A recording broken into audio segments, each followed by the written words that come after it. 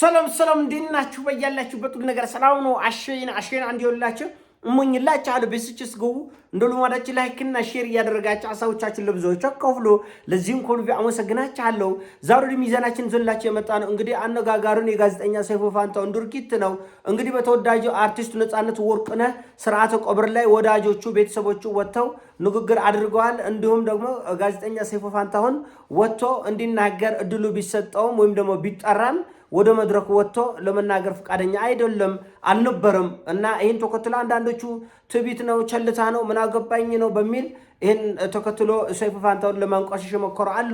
እውነቱ ለመናገር ሰይፉ በምንተቸው እንተቻለን እንጂ በደግነቱና በሰው አክባሪነቱ ቃል ትንፍሽ የሚባልበት ሰው አይደለም። እጅግ በጣም ጨዋ ሰው የሚያከብር ሰው ወዳድ ነው ሰይፉ ፋንታሁን። ሰይፉ እንደምታውቁት እንግዲህ ከነጻነት ወርቅነህ ጋር ወንድም ነበሩ፣ ቤተሰብ ነበሩ፣ ጓደኞቹ ነበሩ።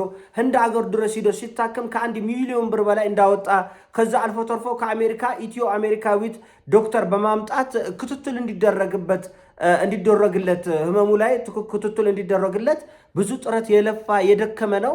ነገር ግን ልፋቱ ድካሙ መውጣት መውረዱ ፍሬ ባለማፍራቱ ምክንያት የፈጠረው ድንጋጤና ሀዘን እጅግ በጣም የተለየ ነው። በእውነቱ በደግነቱ ሰይፉ ፋንታሁን ኢትዮጵያ ውስጥ ካሉ የሚዲያ ሰዎች ሰይፉን የሚያክል ሰው ያለ አይመስለኝም እውነቱ ለመነጋገር እና እኔ ከሰይፉ ጋር የሚያጋጨኝ ለአንዳንድ ጋጠወጦች መድረኩ ለማይገባቸው ለምን እድሉን ትሰጣለህ ከሌ መቅረብ አልነበረበትም ከሚል አንጻር ነው እንጂ ሰይፉ በደግነቱ በሰው አክባሪነቱ ምንም ጥያቄ የለም። ጋዜጠኛ ቴዎድሮስ ተክለአረጋይም በጻፈው ጽሑፍ ላይ ቃል በቃል ያለው ይህንን ነው። ቀልዱ ቁም ነገሩን የሸፈነበት የማናውቀው እጅግ በጣም ደግ ሰው ሰይፉ ፋንታሁን ነው ብላል። እውነት ነው። በዚህ ምንም ጥያቄ የለም። ኢትዮጵያ ውስጥ ከባለ ሀብቶች አቶ ሳሙኤልን የሚያክል አቶ ሳሙኤል እንደምታውቁት 2025 የአፍሪካ ቁጥር 1 ደግ ሰው ተብሎ ነው የተሸለሙ። ኢትዮጵያ ውስጥ ያው ደግ ለመባል ካሜራ ደቅነ 1000፣ 2000፣ 3000 መስጠት አለበት። ግድ ካሜራ ነው። አሁንማ ወደፊት መስጊድም ቤተክርስቲያንም ቸርች ውስጥም ሲሰጥ ካሜራ እየተደቀነ እንደሚሆን ተስፋ አድርጋለሁ። ሁሉ ነገር በካሜራ ነው። ሰይፉ ቲክቶከር አይደለም። በነገራችን ላይ ሰይፉ ቲክቶከር አይደለም። የሆነ ፍርፋሪ ገንዘብ ሲሰጥ እየቀረጸ እንደማይሰጥ እርግጠኛ ነኝ። ከመጋረጃው በስተጀርባ ከባለሀብቶች አቶ ሳሙኤልን፣ ከድምፃውያን ቴዲ አፍሮን፣ ከጋዜጠኞች ወይም ደግሞ ሚዲያ ሰዎች ውስጥ ደግሞ ሰይፉ ፋንታሁን የሚያክል ደግ ሰው እንደሌለ እርግጠኛ ነኝ። የለም። ከመጋረጃው ጀርባ በጣም ብዙ ስራ ነው የሚሰራው። ትንሹም ትልቁም ብዙ ውለታ የሰሩ ለዚህ አገር ብዙ ውለታ የሰሩ ዘመድ ያጡ ጠያቂ ያጡ ሰዎች ሁሉ ቀጥታ ስልክ የሚደውሉት ወደ ሰይፉ ነው። ሰይፉ ደግሞ የቻለውን ይረዳል፣ የቀረውን ደግሞ ለሚረዱ ሰዎች ይሰጣል። በደግነቱ ምንም ጥያቄ የለውም። የነጻነት ወርቅነህ ነገር ግን አደንዝዞታል። ማመን አልቻለም። በእርግጥ ሌላ ኢትዮጵያውያኖችም ማመን አልቻለም እንደ ህዝብም። ነገር ግን ሰይፉ ደግሞ ወዳጅ ነበር። ህንድ አገር ሂዶ ሲታከም ከ1 ሚሊዮን ብር በላይ ወጪ አድርጓል ነው ያለው ጋዜጠኛ ቴዎድሮስ ተክለአረጋይ። በእርግጥም ከዛ በላይ ያደርጋል። ይሄ ሲሆን ተወዳጁ አርቲስቱ ነጻነት ወርቅነህ ገንዘብ የሌለው ነበር ወይ ይባል አይደለም። በጣም ከፍተኛ ተከፋይ ከሆኑ ኢትዮጵያ ውስጥ ካሉ ተዋናዮች ውስጥ አንደኛው ነጻነት ወርቅነህ ነው። ነገር ግን ራሱ ነጻነትም እንደ ሰይፉ ሰጪ ነበረ። ላገኘው ለትንሹም ለትልቁም የደግነት እጁ ይዘረጋ የነበረ ቅን ሰው ስለነበረ እንደገና ልጆችም አሜሪካ ድረስ በዶላር ነው ታውቃለህ፣ ብር አይላክም ወደዛ እና ቤተሰብም አለ። ባገኘው መድረክ ሁሉ ሰው የሚረዳ ደግ ሰው ስለነበረ ነው።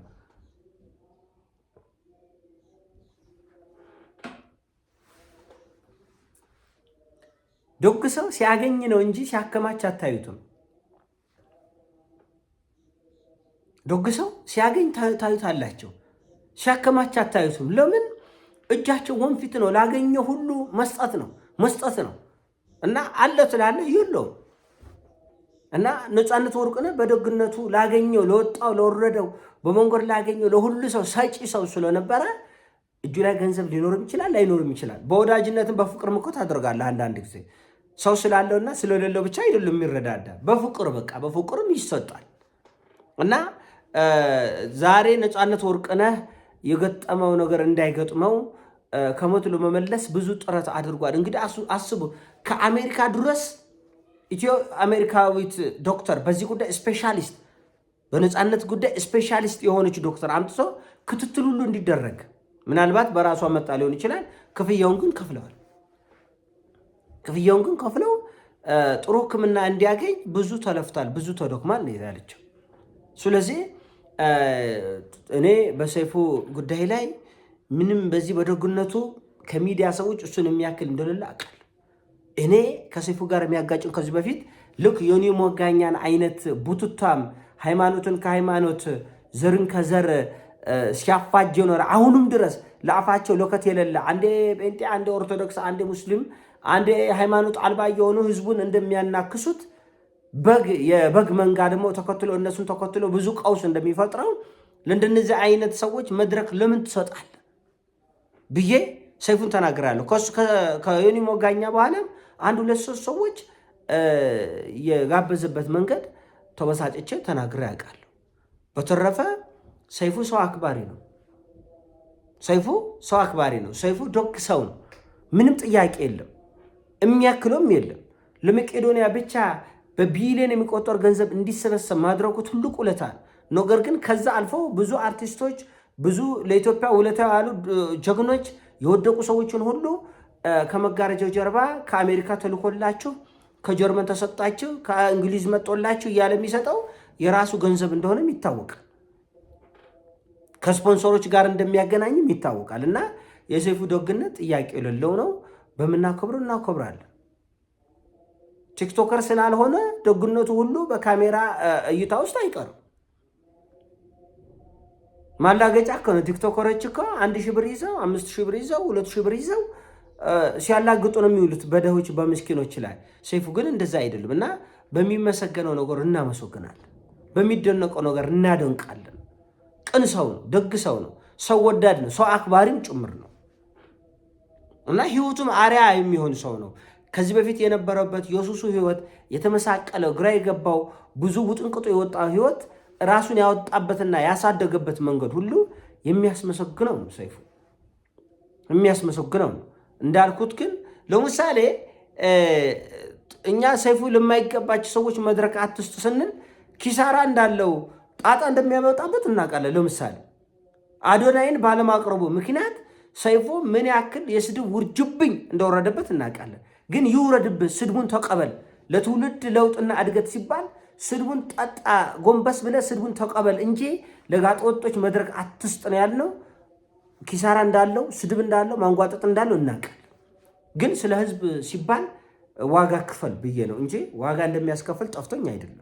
ይህንንም በአዶናይ ጉዳይ አይተናል። እና ለምሳሌ የድምፃዊ ቴዲ አፍሮ ባለቤት አምለሰት ሙጬ እሱን በማቅረቧ ምክንያት በብዙ ዝቅ ካሉብኝ ሰዎች ማለት ያልጠበቅኳት አይነት ሰው ነች ለካ ብዬ እንድረዳ ያደረገኝ እሱን ማቅረቧ ነው። እናንተ 100 ሚሊዮን ናችሁ ማድነቅ ትችላላችሁ፣ መብተን አለማድነቅ ደግሞ መብተን። ስለዚህ እሷ ነች አዶናይ አሁን ከፍ ብሎ እዚህ ድረስ እንዲቆለል ያደረገችው ራሷ አምለሰት ነች። ስለዚህ ሪስክ እንዳለው፣ ኪሳራ እንዳለው፣ ስድብ እንዳለው፣ ማንጓጠጥ እንዳለው የቡትቶ ተከታዮች ሌላ ማዕት ቡትቶች መጥተው ተጽዕኖ ሊፈጥሩ እንደሚችሉ አውቃለሁ። ይህንንም ቢሆን ኃላፊነቱን ውሰድና ከአንተ ይቅር ነው ያልኩት ሰይፉን እንጂ እነዚህ ጋጦጦችን አለማቅረቡ ስድብ ይዞበት እንደሚመጣ ጠፍቶኝ አይደለም። እና ከዚህ በተረፈ ሰይፉ ፋንታሁን በፍጹም በንጹህ ኢትዮጵያን የሚወድ የሚያከብር ነው። እንደምታውቁት አንዳንድ ፖለቲካዊ ጥንቀቶች ይኖራሉ። እዛ ሁሉ ድረስ መግባት አንችልም። ለምን በእነሱ ቦታ ስትሆን ብዙ የማያላውሱ በጣም ብዙ ችግር የሚፈጥሩ በጣም ብዙ የተወሰበሰቡ ፖለቲካ እንደምታስቡት አይደለም። እና ከዛ አንጻር እነዛን ወደ ጎን ትተውና ባለው በአቅሙ ሁኔቶች በፈቀዱለት መጠን ግን ደግ ሰው ነበር። ማነው ጥሩ ሰው ነው። ከነፃነት ጋር እንትን እያለብኝ ነው። እና ነፃነትም አቶ አይደለም ሰይፉ ቢያግዘው ቢደግፈው በወዳጅነት ነው። እና ነፃነትም ደግ ሰው ነበር። የሚችለውን ያለውን ሁሉ ለሰው በመስጠት ያው ዙሪያ ቤተሰብ ታግዛለሁ፣ ጓደኛ ታግዝ፣ ብዙ ጉዳዮች አሉ። እና ደግሞ የኢትዮጵያ እንትን ዛሬ ያለ የተትረፈረፈ የሚባል አይደለም። እና ከዛ አንጻር ነው መታየት ያለበት። በዛ መልኩ ነው የሆነ ሆኖ እንግዲህ የወንድማችን ነፃነት ወርቁነህ ነፍስ ይማር እግዚአብሔር ከደጋጎቹ ጎን እቅፍ ያድርገው ለማለት እወዳለሁ። ሰይፉም ደግሞ ለነፃነት ብቻ ሳይሆን ለብዙ ሰዎች የምታደርገው ደጋግ በደግ ልቦና የምታረገው በጎ ነገሮች ሁሉ ምስጋና ይገባሃል ለማለት እወዳለሁ። ይሄኔ ሀሳብ ነው። ሀሳብ ሲሞቻችን ላይ ሼር አድርገው። ወዳችኋለሁ። ፒስ